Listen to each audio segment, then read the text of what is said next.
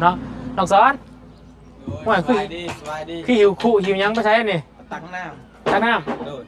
เอาน้ำมาบ่โดยน้ำบ่มา4-5 โมงเป็นอย่างล่างรถยังไปใส่งานเราอยู่ได้นี่พี่น้องเนาะไปใส่เอาน้ำเอาในพี่น้องเนาะหรือว่าเป็นหัวพิศวรกับแมนรถคันนี้พี่น้องได้บ่ได้ค่อยรถเนาะล่าง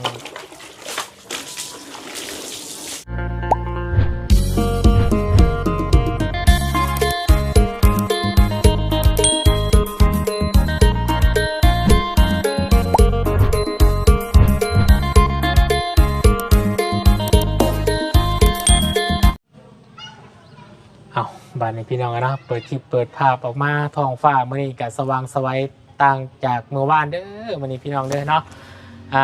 เป็นคืนแรกแหกมานของน้องสอนที่เพิ่นจะได้ที่เพิ่นได้นอนกับรถใหม่พี่น้องเลยเนาะโอ้กำลังสุกอยู่รถออกมาอยู่พี่น้องเลยเนาะถึงอยู่ไปทางใดดีออกใส่งานแล้วบ่เมื่อคืนนี่แม่นขับไปหาเล่นผู้เสพผู้สาวลงไปจักเนาะหรือว่าจังใดหรือว่านอนรับอยู่บ่เมื่อคืนนี่พี่น้องเนาะน้องสอนเฮาเนาะเดี๋ยวทำก็มาซื้อกันนำกันพี่น้องเลยเนาะก่อนอื่นพี่น้องเด้อกราบทักทายสบายดีพ่อแม่พี่น้องสบายดีหมู่เพื่อนกันเบิดสุขุสุขคนเด้อสบายดี FC ผู้ใหญ่ใจบุญเบิดทุกท่านเนาะยินดีต้อนรับเข้าสู่ช่อง YouTube บาบุญสารวันคือเก่าคือเดิมเด้อวันนี้พี่น้องเด้อขอบคุณทุกคนกับใจหลายเนาะพ่อแม่พี่น้องก็สุขุสุขคนที่ให้เกียรติติดตามรับชมเนาะน้องสอนว่าคือหิวคู่หิวยังไม่ใช่นี่ตักน้ำโดยเอาน้ำมาบ่โดยน้ำบ่มา4-5 โมงเป็นอย่างนี้เนาะโอ้สิตักน้ำมายังบ่นี่ตักน้ำพดรถโอ้มาล้างรถโชว์ไปจะไปตักน้ำหวยผมบ่โชว์พี่น้องนะไปกันอยู่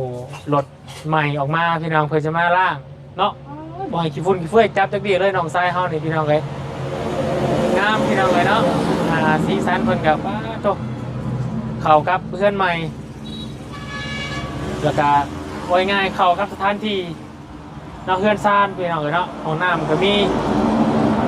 เพื่อนก็งามเนาะคือว่าครบแล้วพี่น้องซอยเพื่อนน้องสอนเนาะสมบูรณ์แบบเนาะ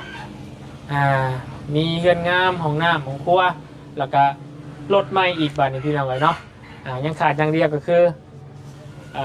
คู่ครองเนาะทั้งน้องสอนคนกับปอยเป็นอนาคตของน้องเพิ่นพี่น้องเลยเนาะอันนี้ก็ขึ้นอยู่กับน้องเพิ่นแล้วว่าโชคชะตาฟ้าลิขิตเนาะสิได้น้องสอนเพิ่นจะได้มีเนื้อคู่น้ำเขาบ่หรือว่าสิมีเรื่องมีมันมีอยู่แล้วพี่น้องเนาะแต่ว่าสิมีหน่อยมีโดนมีซ่าหรือมีไหวเท่านั้นเนาะก็ฝากตามเป็นกำลังใจครับน้องสอนเพิ่นแล้วกันพี่น้องเลยเนาะก็ขอให้น้องเพิ่นพบพ่อคนที่ดีแล้วกันเนาะแล้วก็หักกันไปตลอดชีวิตแล้วกันพี่น้องเนาะน้องสอนนี่ก็เป็นคนที่อันนั้นพี่น้องเนาะเบิ่งคนแล้วก็สังเกตแล้วก็นิสัยใจคอเพิ่นสิเบิ่งตัวนี้มาก่อนเพราะว่าได้ตามที่วุ้นเบิ่งแล้วก็เบิ่งหาผู้นิสัยของน้องเพิ่นนะพี่น้องเนาะเพิ่นบ่ได้คบหาคนง่ายๆได้พี่น้องเลยเนาะบ่ได้ล้มมั่วบ่ได้ยังสังเกตเห็นน้องเพิ่นแบบนั้นนะเนาะก็เลยอยากหานิดนึงเนาะก็ดีคือกันพี่น้องกับมีปุบปับมันก็ทะเลปรับความเข้าใจกันบูนิสัยใจคอกันเท่ากับมาเอาลูกกับเมียเลยนี่ก็มันก็จะอยู่กันบ่ดนพี่น้องเลยเนาะในน้ำนองพันยูก็ถ้าว่ามีผู้สาวก็ยังให้เบิ่งหรือว่าคบหากันไปดนเนาะย่างหน่อยนี่โบตั้มก็ปีได้พี่น้องเลยเนาะแหงโดนแหงดีเวลาคบหาคือผมกับแมวนิ้ววันนี้พี่น้องเลยเนาะ3 ปีบุญลมเนาะหรือว่าเป็นแฟนกันมา3 ปีก่อนจะได้แต่งงานกันเนาะสลับเป็นนิ้วกันได้พี่น้องเลยเนาะก็เลยนี่แหละถือว่าโอเคแหละเฮาก็ผ่านการทดสอบเนาะชีวิตของแต่ละคนเนาะชีวิตคู่ในการเป็นแฟนก่อนที่ก้าวหน้ามาเป็นครอบครัวเดียวกันพี่น้องต้องคบหากันโดนๆฝึกแหละเนาะบุญกับพยายามบอกทั้งน้องสอนแนะนำน้องสอนแบบนี้ตลอดเนาะถ้าว่าคบหากันก็อยากให้เป็นไปได้ก็อยากให้คบกันดนก่อนผู้นิสัยใจคอกันจังคอยมาเป็นครอบครัวเดียวกันเนาะ จะได้กับเดี๋ยวมาถามความรู้สึกกับน้องซ้อนนำกันเนาะตอนน้องมันไปตักน้ำอยู่แล้วก็จีถามกันเลยพี่น้องเลยเนาะFC โซนไลน์ก็โอ้ยดีใจเนาะจะได้เห็นคลิปน้องซ้อนแล้วก็น้องซ้อนสมหวังแล้วเนาะได้รถคันใหม่คือความฝันของน้องเพิ่นก็จะได้รถต่อมาก็สิได้ตู้เย็นเนาะตู้เย็นกับทางบรุนบันป่าคือว่างบที่เหลือจากซื้อรถเนาะก็สิซื้อเป็นตู้เย็นให้น้องเพิ่นเนาะโอ้ยถือว่าครบแล้วพี่น้องเนาะครบสมบูรณ์แบบเนาะสำหรับเพื่อนน้องซ้อนเพิ่นพี่น้องเลยเนาะจากนั้นกระทั่งบุญเองก็ต้องขอขอบคุณขอบใจอีกครั้งหนึ่งเด้อบุญใหญ่ใจบุญมาทุกทานเนาะที่ร่วมช่วยกันเนาะโดยที่บ่ขาดหวังอย่างหลายเนาะมีแต่เฮาทำความดีออกไปเนาะสร้างกุศลพี่น้องเลยเนาะก็คือเฮ็ดให้จิตใจเฮาดีขึ้นกับการที่เฮาเฮ็ดไปแล้วให้มีความสุขพี่น้องเลยเนาะก็ขอให้ทุกท่านเนาะที่รวมกันสมทบเพื่อนกันน้องซ้อนนี่ให้อยู่ดีไม่แห้งก็สุขสุขคนให้โชคมันร่ำรวยให้สุขกายสบายใจเด้อแล้วก็แม่อยู่ต่างประเทศเนาะแม่เพิ่นจะซอยน้องซ้อนมากกับเบิดกลายอยู่ในพี่น้องเลยเนาะทางแม่ใจดีคนอยู่ทางต่างประเทศเป็นคนไทยพี่น้องเลยเนาะสมทบเรื่องอุปมาให้เพื่อนเนาะลงคงลังค่ายังต่างๆพี่น้องเลยเนาะเป็นคนกลัวแม่เพิ่นก็ถือว่าเป็นเจ้าภาพหนึ่งเนาะที่ใหญ่สำหรับน้องซ้อนเพิ่นพี่น้องต่อมากับทางพระอาจารย์เนาะเดินไฟเขาไฟพี่น้องเลยเนาะหลายๆทางเนาะจากเมย์ใจดีต่างประเทศแล้วก็ทั้งฝั่งไทยเด้อเนาะให้ได้บุญได้กุศลนำกันเด้อบัตรสุขคนเด้อเดี๋ยวทำความดีเนาะไปโอเคพี่น้องเดี๋ยวไปหาน้องๆกันพอคนนี้เป็นจะได้อยู่เนาะเดี๋ยวไปติดตามชมกันพี่น้องไปมาอะไรพี่น้องเลยเนาะตักน้ำห่วยมาล้างรถนี่ยังไม่ใส่งานเราอยู่เด้นี่พี่น้องเลยเนาะไปใส่เอาน้ำเอาในพี่น้องกันเนาะหรือว่าเป็นหัวพิศวรกับแมนรถคันนี้พี่น้องได้ป่ะได้ป่ะได้ค่อย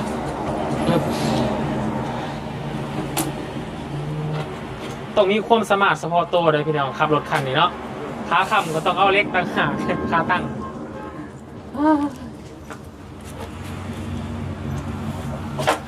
ปึ๊บ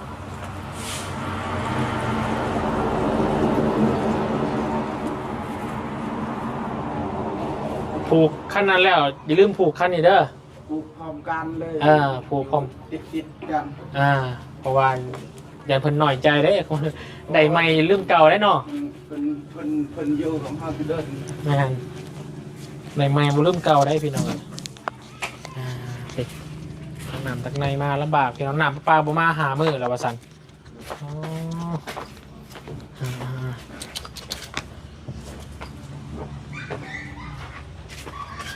บ้าน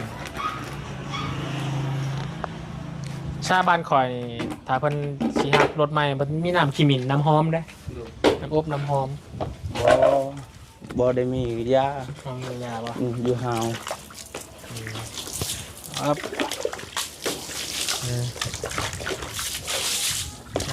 เนาะล่างสิ่งบุรีออกเอาสิ่งดีๆเข้ามาโดยขับไปตลอดปลอดภัยคำหนาคุ้นหลังเด้อพี่น้องเลยรถคันใหม่รถแรกแหกมานของชีวิตน้องสอนพี่น้องเลยคือว่าโอ้ขี่ไปเนี่ยแต่งตัวดีรถงามกับโอเคเนาะคือตัวเก่าเนาะแต่งตัวเขากับรถแล้วน้องสอนเนาะรถบ่งามกับแต่งตัวดีคือเก่าบ่โดย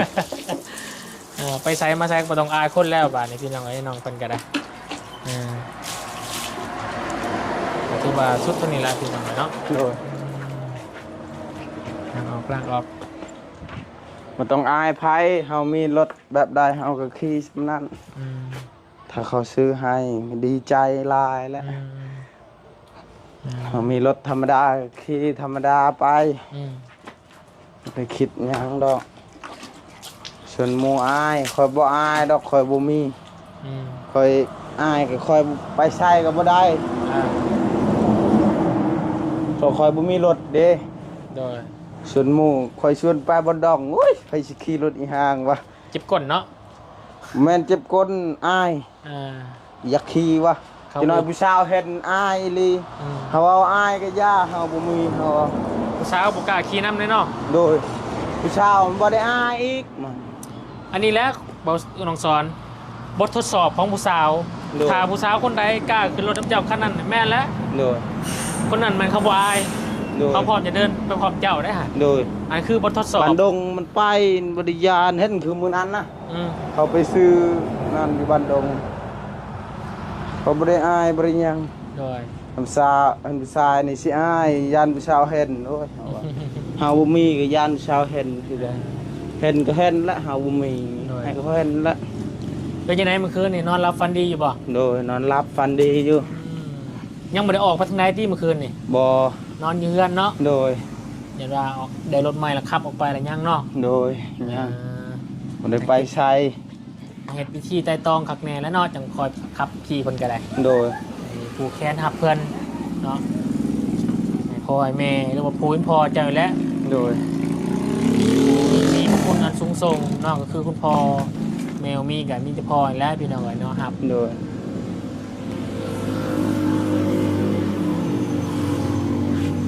จึงงามรถเฮาเอง โดย เขาซื้อให้เฮาก็ซาไว้ก็บ่รอดก็แล้วละ นะ เฮาต้องเฮาซาไว้ให้ดีให้มันงาม เวลาเจ้าล้างรถน่ะถ้าเป็นไปได้ก็ซื้อน้ำยาเฉพาะล้างรถมาเลย โดย เฮาบ่ต้องล้างแฟบได้ โดย เนี่ยมันสีมันเสาไว้ โดย เอาซื้อน้ำยาล้างรถโดยเฉพาะ โดย คือบุญล้างรถอยู่บ้านรถใหญ่นี่ตุกหนึ่ง400,000 โดย เดี๋ยวมือหน้าบุญซื้อรถจักรเอาตุกหน่อยก็ได้ใส่บหลาย โดย มือหน้าซื้อมาฝาก ว่าเป็นหยัง เพราะว่าเบิ่งน้องก็สีน้ำเรียมได้กับรถกลางเลยเด้อพี่น้องอะ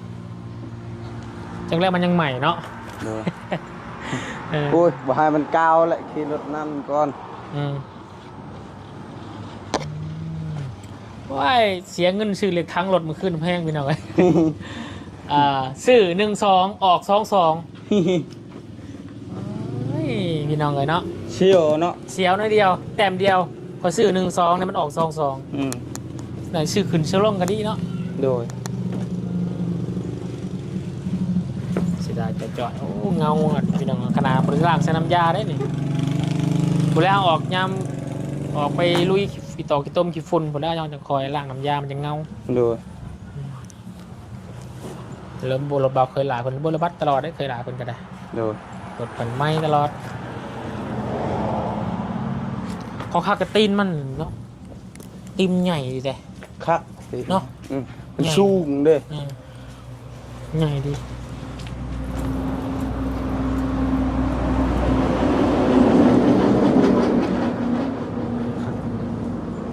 พอดีเพื่อนมันกับห้องคนกับเมาะ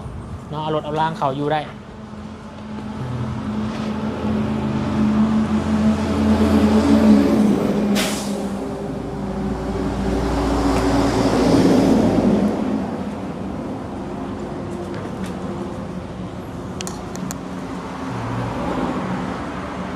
ฝาตัดดำ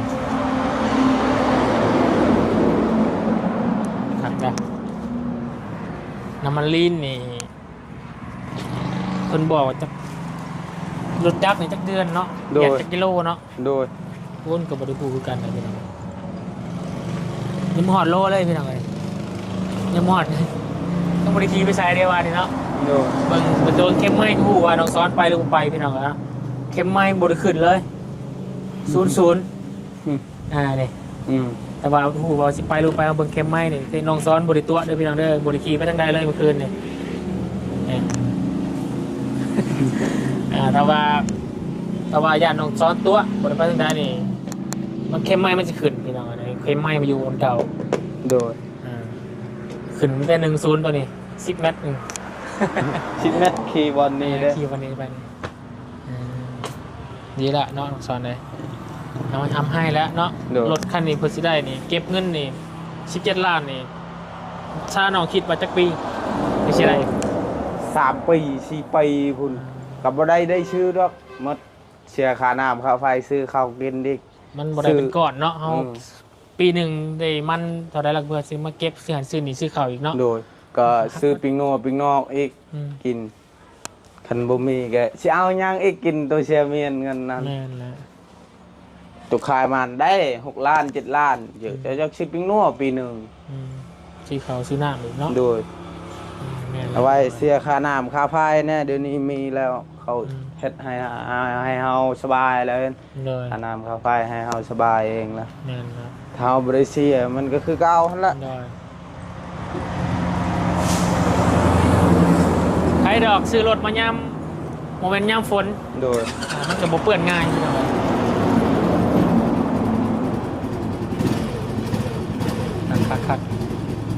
คักเนาะคักเขาพัฒนาแล้วพี่น้องเนาะกระเจกระหาแนวใส่เรื่องมันจังตัวหนึ่งเอาไปเฮือนโดยตัวหนึ่งเอาใส่ยำเสียมสำรองเลยไว้โดยยังบ่ได้ซื้อเล็กน้อยซื้อแนวก่อนยังมาเสร็จผู้ส่งไว้โดยจังบ่เฮียพี่น้องเลยเนาะเอาดีมุกดีใจในเวลาพี่น้องน้องสอนนอนแข็งแหมขึ้นแล้วเมื่อคืนนอนย้อนแยงนอนแยงรถขึ้นนี่เราไปทางใดไปกับระมัดระวังกันแล้วเนาะไปหาจอดบ้านนั้นบ้านนี้กะถ้าไปได้กะสื่อนั่นกระเจียของตีนมันไว้เทื่อล็อกนี่เนาะล็อกอันนี้เบรกกันไว้ไหมโดนไปได้เบรกลมนี่แล้วรถสำนีโอ้มือฉีดโจรผลักแป๊บเดียวโดยเห็นในกล้องวงจรเวลาคนหลักรถนะบ่ฮอนาทีเดียวบ่ฮอดครับบ่ฮอดดอก30 วิเนี่ยนะตักต่อไปเลยอะไรพี่น้องอาชีพเราเลยมันแห้งเนาะเขาหูจังหวะมันนะเขาฝึกมาไว้เด้คนนี้เคยประสบการณ์เขาผ่านแล้วเขาเอาตลอดแล้วเขาผ่านสิเฮาบ่ฮู้นี่ยอมจะสิหักในได้ขอรถเคยยอมเห็นเขาหลักนี่ในสวรรค์เขตก็มีกล่องจอในหน้ามินิมาร์ทเซเว่นเลยแป๊บเดียวเขาลงโอ้ยพอ30 วิไปเฉยเก่งอะไรเขาหูสูบมันแล้วดูมันรถใหม่นั่นเองเขายังสะดุดตาเขายังเนี่ยเห็นน่ะสะดุดตาแล้วเนาะดูเขาอยากหลักยังได้พี่น้องส่วนแรกเขานิยมเป็นรถฮอนด้าพวกที่เขาหลักไปเลยมันเป็นราคาแพงอันนี้ก็คือกันแล้วมันกับแพงมันกับเป็นเงินเบิดอะไรพี่น้องเนาะโจนมันบ่เลือกดอกเนาะดูมันได้ไม่ได้เนาะสิเลือกคันยังมันวิทนามันขายให้ผู้อื่นแล้วก็แล้วมันสิเลือกให้รถได้ฟรีเนาะขายได้เก้าเนาะโดยถือว่ามันได้สำเร็จมันก็แล้วเมื่อแต่พูดก็ได้4-5 ล้านเลยกว่าแล้ว7 ล้านมันจำได้รถละเด้อพี่น้องชำเงินก็ได้ละเฮ้ยข่อยยานดอกข่อยสิไปลากรถเข้าละหมู่บ่เห็นก็เห็นเฮามาอยู่รถแบบนี้ข่อยก็ยานแล้วเอาเตรียมผูกคอตะแคนนี่ทั้งถูกพอเพิ่นเตรียมยังไว้แน่แหละโดยมีไก่บ่ไก่ไก่ผูกคอไก่ขวัญเนาะโดยผูกคอตะแคนทั้งถูกพอเพิ่นกำลังจัดการอยู่พี่น้องเลยเนาะโดยมีแกว่าพุ่นแหละเนาะสิสวยจักหน่อยผู้ใดทีมงานเฮามาโดยมากินข้าวกินน้ำเพื่อนน้องซ้อนมื้อนี้พี่น้องเลย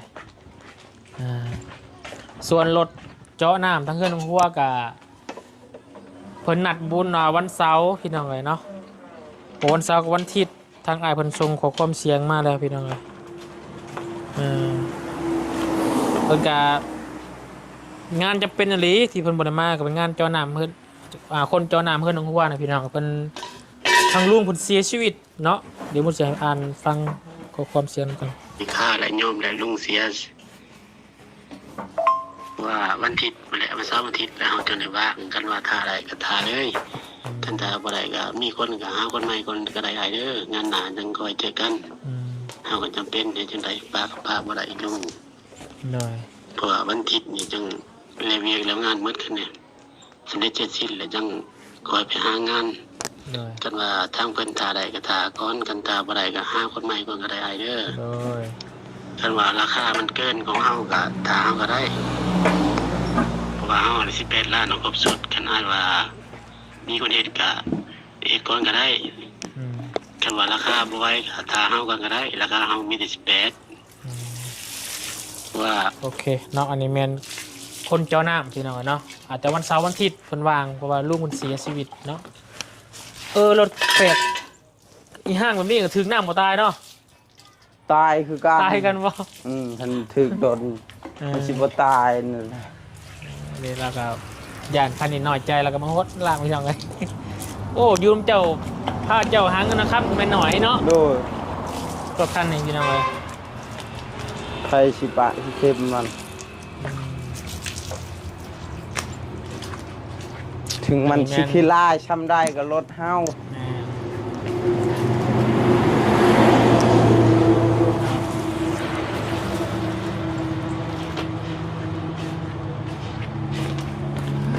ดีใจพี่น้องเลยเนาะตู้เย็นเนี่ยทว่าได้มากนะว่าอยู่นี่นะเนาะ โดย ลงตารางแล้ว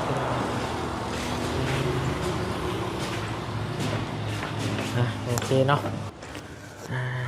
ถ่ายหูเป็นที่ระลึกไปพี่น้องเลยเนาะ เอาดีมุกดีใจนำเด้อน้องพี่น้องเพิ่นก็ตื่นเต้นน้ำน้องเพิ่นน้องก็คือความตั้งใจของทีมงานก็อยากให้น้องเพิ่นมีรถมีร่างเป็นของตัวเองเนาะ